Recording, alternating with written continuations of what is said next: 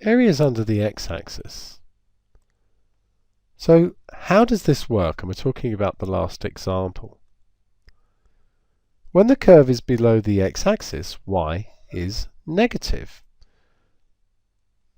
So if you think about a curve going along like this, the y values are positive when the curve is above, and below the y would be negative. And remember, we were doing y dx as the area. So any area underneath is going to be negative on this basis.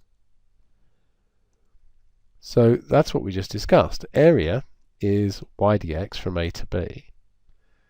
That's going to give a negative result if the curve is below the y-axis.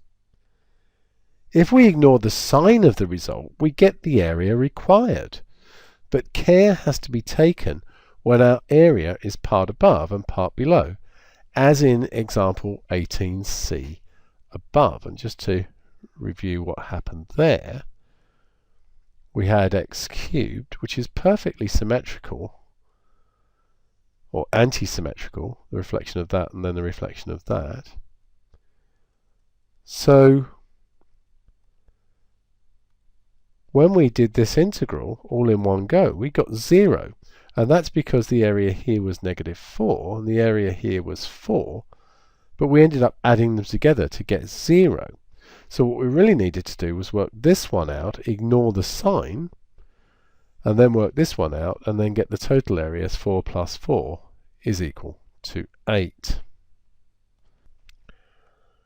We may have to perform several integrals divided into the parts above the axis and parts below the axis in order to get an area, although there is a calculator trick which I will show you in the next example.